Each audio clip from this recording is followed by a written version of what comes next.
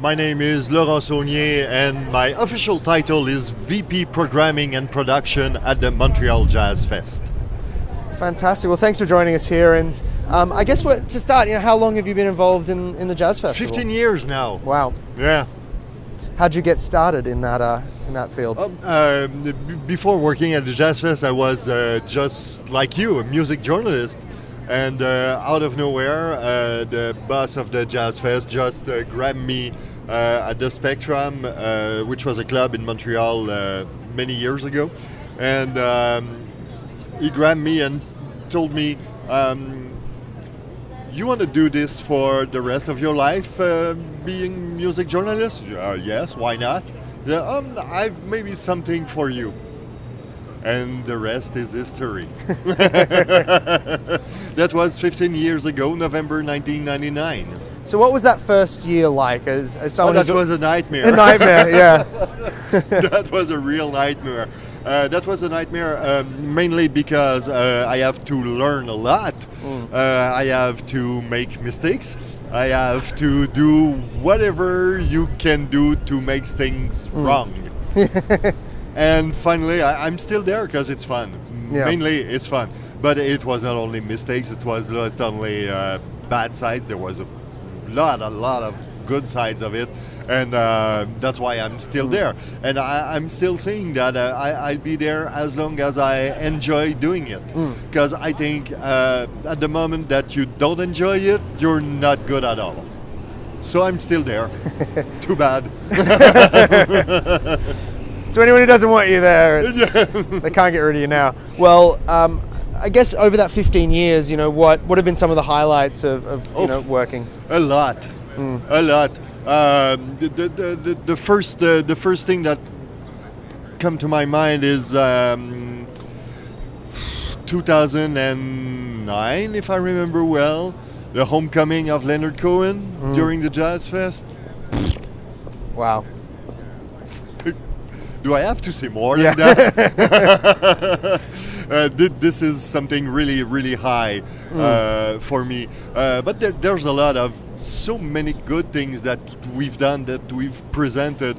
It's very difficult to nail one or two or three or four. Seeing Diana Krall in a small club right at the beginning, this is something really special to tell now. But 20 years ago, when I first saw her in this small club with a capacity of 200 people, and right at that time, everybody knows that she was going to be huge. So there's always some spot like that. It's a fun job, though. It sounds it, and yeah. But the festival's just about to come up. Yep. For 2014. Yep. What have you got in store for this year? It's the 35th anniversary of the festival. So each and every time that there's an anniversary, there's always something special. So this year we have a lot of big stars from Diana Ross, Aretha Franklin, Daniel Lanois, Tony Bennett, Brad Mehldau, Keith Jarrett, Earth, Wind and Fire, Maxwell, Violent Femme, name it. There's a lot of big names. But as usual, there's also a lot of discoveries, a lot of new faces. And I think it's part also of the festival to bring to Montreal for the first time some new faces. I'm thinking about Benjamin Clementine, for example. That will be his first Canadian gig during the Montreal Jazz Fest, and I can't wait to have him in Montreal. And there's always also some places for Montreal musicians, for Canadian musicians, etc., etc. So the Montreal Jazz Fest is a blend of so many different things. There's almost 800 concerts in 10 days, so you have everything you need, you have it. I don't imagine you sleep much during those 10 days. No. Or in the that will be in my other life. Yeah, that's right. Pretty crazy time for you. Yeah, but it's fun. It's fun. It's a lot of work. Yeah, it's each and every day are long days, but in the meantime, it's only fun.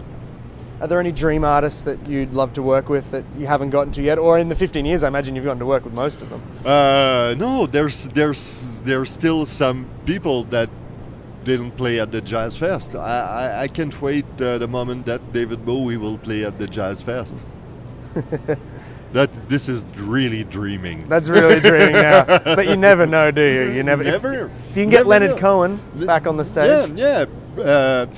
Couple of years ago, when was it? 3 years ago, we had Prince playing at the Metropolis. The Metropolis is a club capacity of 2,000 people, and he was there for 2 nights. So that this is something really, really special. But David Bowie, special place in my heart.